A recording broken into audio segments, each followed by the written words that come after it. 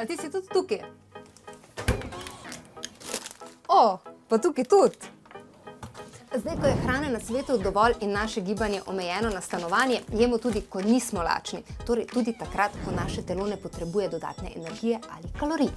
Sicer bi pričakovala, da mi bo zaradi požrtvovalne investicije časa v povečanje frekvence prehranjevanja v tem korona obdobju Inštitut za nutricionistiko podelil vsaj častni doktorat.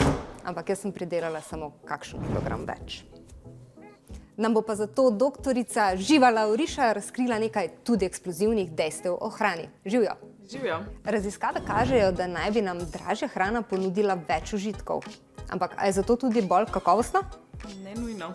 In mi se bomo zdaj lotili posebnega kulinaričnega eksperimenta, v katerem imava na krožnikih krhlje čipsa 3 različnih cenovnih razredov. Skušali bomo ugotoviti, kateri je najdražji in kateri je najcenejši. Bom jaz krhalje oblekla. Huda konkurenca. Testirali bova okus, hrustljavost in maščobni odtis, ki se skupaj sešteje v užitek ob prehranjevanju z ocenami od 1 do 5. Okus mi je za 3, hrustljavost. Hrustljav bi mogoče lahko bil celo malo bolj. Tukaj bi dala tudi 3. Ok, za maščobni odtis bova kosle z brisačko. Bova zdaj tako spreštale. Masten je, ampak ne pa preveč. Seveda gre za ocvrt krompir, tako da je te maščobe okoli 30% je ponavad. Kar se tiče maščobnega odtisa, bi lahko dali kakšno 4. Čeprav zdaj imamo tukaj bolj kot je mastno, večji je užitek. Tako to je v življenju, ne? Tako to je. Medve zdaj pač gledava bolj iz subjektivnega vidika, sprav kaj se nama zdi, kakšen je nama všeč. Če bi pa resno to ocenjevali, obstajajo prav senzorični paneli strokovnjakov, ki se s tem prav profesionalno ukvarjajo in imajo tudi prav določene parametre, ki jih seveda pri tem gledajo. Mi smo zdaj v tem laboratoriju, sterilnem okolju, skorajda, kjer nimava nekih zunanjih dejavnikov, razen kamer, ki mogoče lahko naredijo malo nervozne, ampak je dejansko, kako nama je čips všeč, odvisno samo od čipsa? Ali so tudi neki drugi dejavniki, ki vplivajo na to? Vpliva tudi naše trenutno počutje. Smo lačni, smo siti, smo se preukvarjali s športom, smo kaj žalostni. Okolje, prostor, kjer se nahajamo, lahko vpliva na to, kaj nam v tistem trenutku prija in kaj ne. Ta drug. Ta je celo pečen z lupino. Meni je ta najlepši. Zdrav mi deluje. Meni pa ne.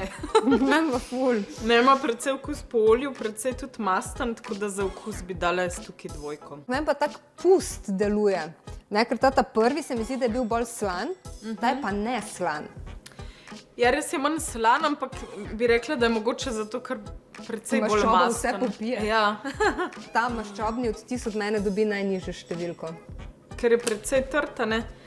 Je tudi ta občutek hrustljavosti večji, tako da mogoče tukaj dava 4. Pečen je sicer z lupino. Na splošno je fajn, če lupino pustimo na hrani, ko uživamo, ker tako dobimo nekaj več vlaknin iz same hrane, ampak pri čipsu zdaj to ni glih nek faktor, zato ker gre za zelo mastno, zaslano hrano, ki seveda treba uživati zelo zmerno. In to medve zdaj počnejo samo v eksperimentalne namene in zelo previdni boste, če boste to počeli doma. In še 3. Precej podoben je prvemu, drugače, mogoče malo drugače začinjen. Zakaj pa nam toliko prijata slano pa sladko? Ker recimo meni je zdaj, čist priznam, prvi najboljši, kaj je najbolj slan. Predvsem sladek okus nam prija čist iz evolucijskih razlogov pravzaprav.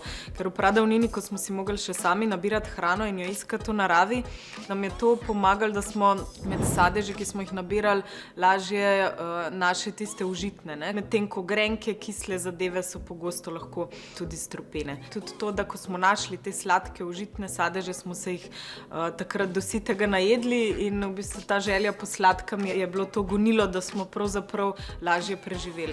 Zdaj v sodobnem času se je to nekoliko obrnilo proti nam. Ampak zakaj pa slano? Sploh ta mastna, recimo kalorična hrana nema podobne mehanizme, ker naše telo stremi k temu pač, da si ustvari čim več zalog, ker še vedno malo deluje po tistem pradavninskem mehanizmu. Zdaj pa še hrustljavost. Jaz lahko maščobni odtis tega po moje kar s prsti preverim.